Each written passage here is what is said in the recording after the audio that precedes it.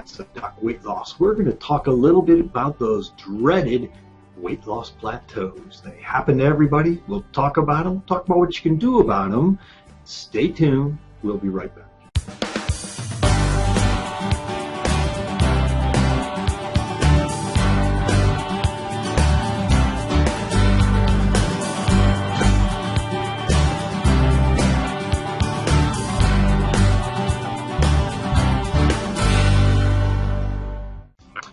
Welcome back, everyone. Again, this is Dr. Clark, and on today's podcast, we're going to talk about weight loss plateaus. We all dread them. They are going to happen. It doesn't matter what we're talking about, whether it's surgical weight loss, medical weight loss, it doesn't matter.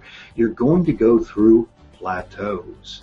So the question then is, okay, what do you do? What do you look for? And subsequently then, what can we actually do to break through these plateaus? Because almost everyone is going to want to break through and get a little further. Now, at some point, you need to really think of, is this my weight maintenance? Okay, now that's a slightly different topic. We're not going there today. I'm going to just assume that you're not where you want to be or not where you can be, and so subsequently we're at a plateau. Now, what really is the definition of a weight loss plateau? Now, sometimes we think that, gee, I haven't, my scale hasn't budged in a couple of days, therefore I'm in a plateau.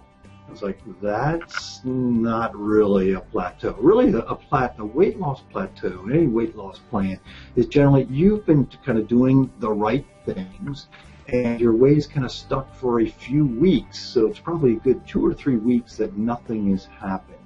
And so subsequently then, yes, then you can be in a weight loss plateau. But shorter than that, it's typically not something, you may just be in a lull in the action, so to speak, and because your body does adjust, and as it adjusts, it's going to try to turn off weight loss. Your body doesn't want you to lose weight, so it's going to be trying to turn off weight loss, because literally, if you think about it, any weight loss plan, your body's going to kind of assume you're in a state of deprivation. And so it doesn't actually want you to lose weight. It just want to hang on to that energy source if you truly were in the famine. Okay, most of us aren't in a famine. We're not anticipating a famine coming by, but we're just trying to work on weight loss. All right, so here we go. We're kind of in that weight loss plateau. What is going on?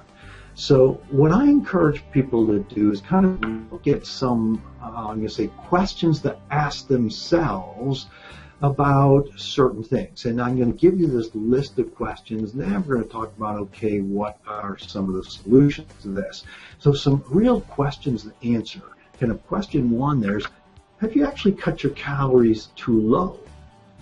Probably another question is, okay, have you actually not cut them enough? Okay, but sometimes people actually cut their calories down too low. If your calories get down too low, your body's going to kind of shut everything down, go into kind of starvation mode, and you're not going to lose weight very well at all. So if you cut calories way down, now it's hard to put an exact number on that, but potentially if you're going lower than 1,000 calories, and you're not in a true medically supervised plan, that's generally not the greatest thing. Now, in a surgical plan, right after surgery, you often will be in that 700, 800 calories. But long term, that's not really the right answer either. So you do want to make sure you haven't cut calories too low. Another question is, are you getting enough water? Because this is probably one of the most common reasons I see initially in a weight loss plan, and especially after surgery, when things start slowing down, is, are you getting enough water? Because if you start to get a little behind on your water, getting even a little bit dehydrated, your body will tend to hang on to everything, fat included. So kind of, yes, I really encourage people, push the water. Number 3 question to ask yourself is, how many carbs are you really taking in? Often, in this Center for Weight Loss Success, we do kind of talk about all the time of kind of restricting carbohydrate, keeping it to a lower level. Everyone's going to have a tipping point in their carbohydrate. You go above that tipping point and you struggle with your weight loss. So the question there is, are you above your tipping point? Well, if you don't know what your tipping point is, it's hard to really know that answer, but it is something we can figure out. It's not necessarily easy to do, but you can figure that out. So I'd really encourage you first is, how many carbohydrates are you really taking in? Now, the way to answer the question is you got to write it down, which kind of is going to go back to one of our solutions here we're going to talk about a little bit is journaling. Okay, so write these things down, especially the carbohydrate. If you're going to measure one thing, count your carbohydrate. I don't know how many times I've said that over the past couple of years, and probably multiple times on these podcasts. Okay? Are you getting enough protein? Okay, now protein, kind of the opposite of the carbohydrate. The carbohydrate influences insulin. Okay, you want to keep insulin level as low as possible. I like to tell people that insulin's one of those hormones that you can't survive without. You've got to have some, but you want to survive with the absolute smallest number possible, because insulin causes so many other problems. Weight gain is just one of them. Okay? That was the carbohydrate side of it. So the flip side is the protein side of it. Are you getting in enough protein?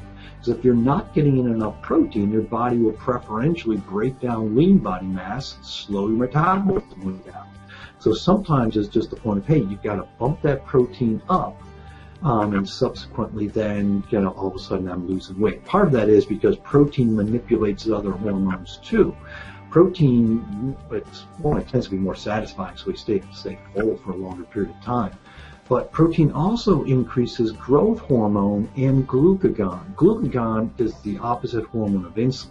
Insulin's telling your body store fat.